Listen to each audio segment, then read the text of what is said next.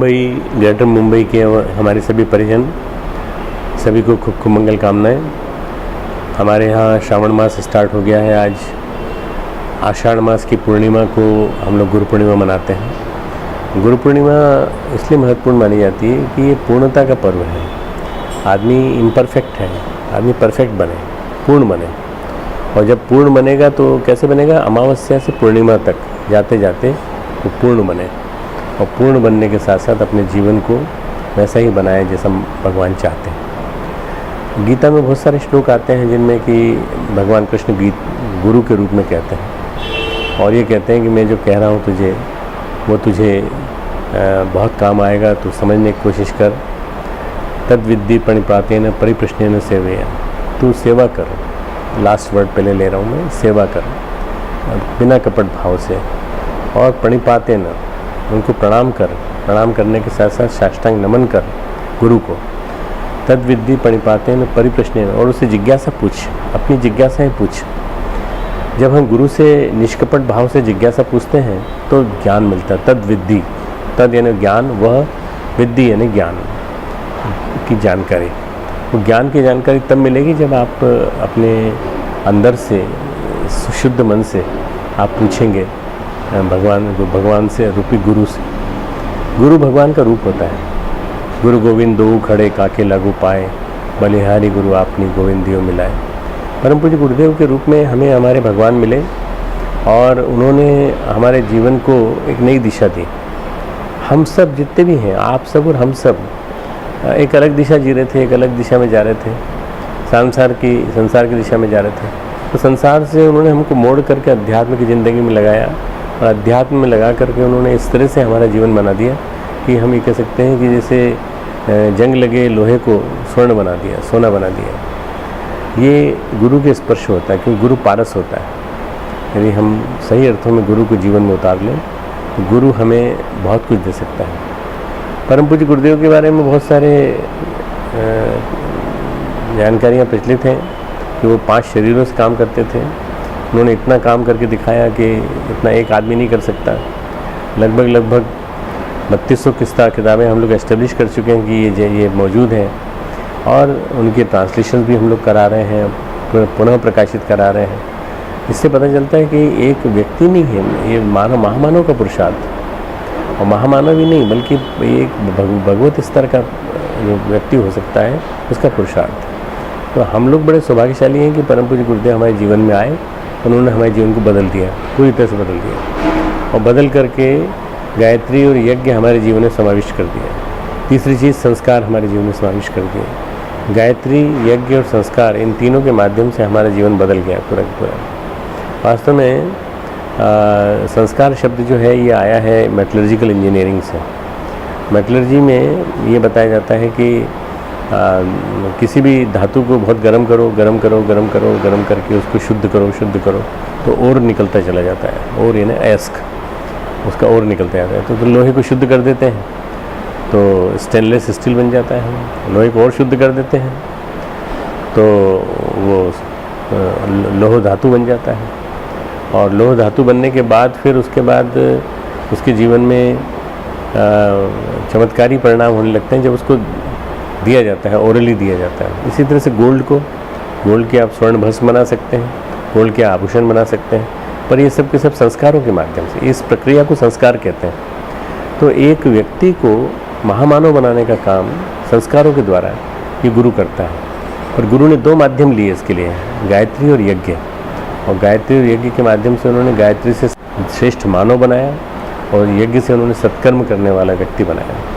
ये एक बहुत बड़ी प्रक्रिया है जिसमें सही अर्थों में कहा जाए तो गुरु को तप करना पड़ता है, गुरु को बड़ा प्रचंड स्तर का पुरुषार्थ करना पड़ता है, तब जाकर के हो पाती है।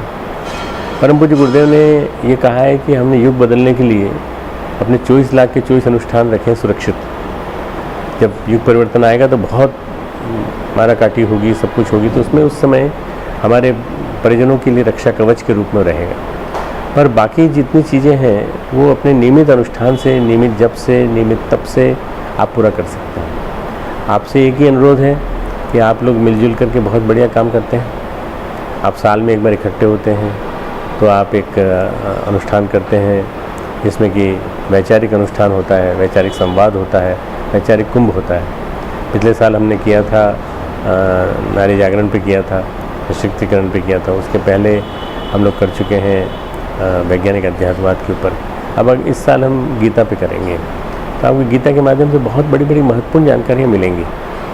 ये हमारा वैचारिक संवाद का क्रम चलता रहे, पर प्रतिमाह आपस में मिलते रहे हम लोग, प्रतिमाह। मैं जानता हूँ बम्बई की परिस्थिति बड़ी जटिल है। मैं तो बॉम्बे एयरपोर्ट से केवल भिवंडी तक गया, उसी में मुझे 2.5 घंटे लग गए।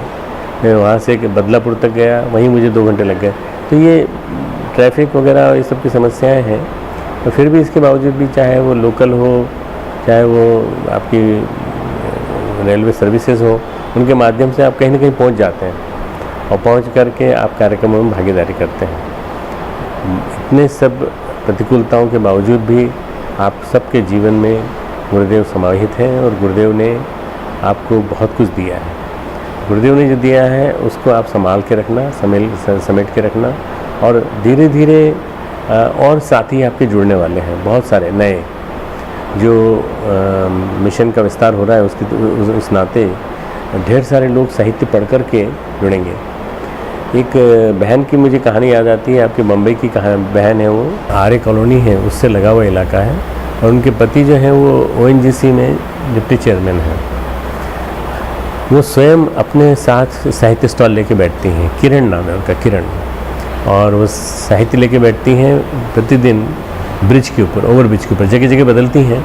अब सब पुलिस वाले उनको पहचान गए हैं। शुरू में समझते थे कोई ठेला लगा के बैठ गया है, कोई ऐसा, परंतु एक ONGC के चेयरमैन के स्तर की पत्नी, और वो वहाँ बैठकर अपने साथियों के साथ स्टॉल लगाती हैं।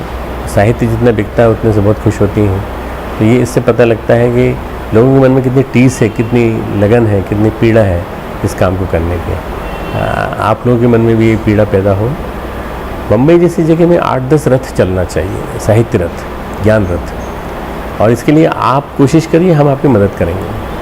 अभी आपके यहाँ केंद्र बन रहा है, और उस केंद्र के लिए अचानक अहेतु की कृपा के रूप में विदेश से मदद आ गई। 30 लाख रुपए वहाँ से आ गए, बाकी मदद भी होती चली जाएगी और केंद्र आपका बनता चला जाएगा। 3-3.5 करोड़ रुपए में आपका ये गायत्री चेतना केंद्र बन के तैयार हो जाएगा। हमें तो आश्चर्य हुआ जब हमको मनु भाई ने बताया कि 3 करोड़ 3.5 करोड़ बन जाएगा। हमें लग रहा था कम से कम 10 करोड़ बोलेंगे वो इसके लिए, परंतु वो बन रहा है शांतिकुंज के तत्वावधान में। और वो बन जाने के बाद हमारे पास अपना एक सेंटर होगा जहाँ कभी भी पहुँचा जा सकता है, किसी भी टाइम, रात में किसी भी टाइम पहुँचा जा सकता है, क्योंकि रात भर ट्रेन चलती हैं और बसें चलती हैं, और वो उस रूट पर है जहाँ पर कि हम किसी भी स्थिति में पहुँच सकते हैं। तो ये जो आपका सानपाड़ा वाला सेंटर है, ये बन के खड़ा हो जाएगा 1-2 साल के अंदर, मुझे उम्मीद है 1.5 साल के अंदर खड़ा हो जाएगा बन के। तो उसके बाद फिर देखते देखते विस्तार होगा बॉम्बे में। मैं जानता हूँ बॉम्बे सिटी में, बॉम्बे, ग्रेटर बॉम्बे में, और वो वाला बॉम्बे जिसको कहते हैं पुराना बॉम्बे, उस बॉम्बे में कोई जगह नहीं बची है।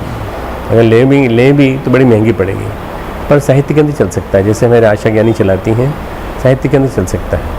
पर इसके अलावा आप जो चला सकते हैं वो ये चला सकते हैं कि अपने माध्यम से छोटा सा काम, जैसे किरण बहन चलाती हैं, छोटा सा काम, लोगों को झोला पुस्तकालय के माध्यम से किताबें दीजिए। जितने ज़्यादा गुरुदेव से जुड़ेंगे उतने ज़्यादा आपके साथी बनते चले जाएंगे। तो ये गुरु पूर्णिमा पे एक शपथ लीजिए, हम खुद एक अच्छे साधक बनेंगे, हम अच्छे स्वाध्यायी बनेंगे, स्वाध्याय करेंगे नियमित रूप से। और तीसरा, हम गुरुदेव के कामों को आगे बढ़ाएंगे। गुरुदेव काम ढेर सारे हैं, साहित्य का विस्तार हो, वृक्षारोपण हो जगह जगह, और देखते देखते परिवर्तन आए चारों तरफ। परिवर्तन किस में आए? शिक्षा व्यवस्था में आए, भारतीय संस्कृति ज्ञान परीक्षा के माध्यम से आए। ये सारे काम होते चलेंगे तो ये आराधना के काम होते चले जाएंगे। मैं समझता हूँ कि आप लोग इन कामों में लगे रहते हैं और बहुत मेहनत करते हैं। विशेष रूप से सुजाता सुपारकर बहन जी, हमारे चौबे जी, और ये जितने भी लोग, जितने नाम मुझे याद आते हैं, मैं लाखों लोगों से मिलता हूँ, और कल ही के दिन करीब 20,000-22,000 लोग मिल के गए। तो मैं सबके नाम याद नहीं रख पाता, पर ये लोग वो हैं जो लोग वास्तव में रत्न के रूप में वहाँ मौजूद हैं। और भी लोग हैं सारे DRC में जो हैं वो सारे के सारे, और जो अन्य संस्थाओं में काम कर रहे हैं, समय निकालते हैं अपना। जबकि आदमी सोचता है कि 5 दिन का काम हो गया, अब 2 दिन आराम करेंगे, ये 2 दिन उनका वो भी मिशन के काम में लगता है। ये एक बहुत बड़ी बात है। मैं आप सबको गुरु पूर्णिमा की बधाई देता हूँ, गुरु पूर्णिमा की मंगल कामनाएं प्रेषित करता हूँ, और ये प्रार्थना करता हूँ, ये गुरुदेव से प्रार्थना करता हूँ कि आप सब पर आशीर्वचनों की वर्षा करें। और क्योंकि सबसे पहले मानसून बॉम्बे से आता है, इसलिए पहला मानसून आना चाहिए साहित्य के क्षेत्र में, बड़े महानगरों के क्षेत्र में, वो बॉम्बे से आना चाहिए, मुंबई से आना चाहिए। मुंबई मेरी जन्मभूमि भी है, मैं कालवा देवी में जन्मा था, तो आपको भी इसका गर्व होना चाहिए कि डॉक्टर साहब वहाँ जन्मे थे, तो डॉक्टर साहब की जन्मभूमि में काम होना चाहिए और बहुत अच्छी तरह से काम होना चाहिए। एक गुरुदेव ने एक लेख लिखा था, उसका शीर्षक था ये मानसून जल थल एक करेंगे। ये मानसून जब आएंगे तो सारा जल और थल ज़मीन से मिल जाएगी। कई बार आपके यहाँ जल थल एक हुआ है, बॉम्बे में बाढ़ आई है तो ऐसी बाढ़ आई है कि 8-8 फीट 10-10 फीट का पानी हुआ है। मैं उस बाढ़ की बात नहीं कर रहा हूँ, मैं कह रहा हूँ ज्ञान की बाढ़, साहित्य की बाढ़, विद्या की बाढ़, ये आनी चाहिए। और इसमें आप ज़्यादा से ज़्यादा लोगों को जोड़िए, कितने ज़्यादा लोग, कलाकारों को जोड़िए, साहित्यकारों को जोड़िए। अभी हमने प्रसून जोशी को जोड़ा है, प्रसून जोशी हमारे कार्यक्रम में भी आने वाले हैं। और भी जितने भी लोग आपको मिले, इन सबको आप जोड़ते चले जाइए, देखते देखते परिवर्तन आता चला जाएगा। आप सबके उज्जवल भविष्य की मंगल कामना के साथ आप गुरु पूर्णिमा मनाइए। गुरु पूर्णिमा के साथ साथ आप अपने अंदर के भगवान को, अंदर के अंतस के भगवान को ये आश्वासन दीजिए कि हम गुरु के आदेश पर, गुरु के अनुशासन पर निरंतर चलते रहेंगे।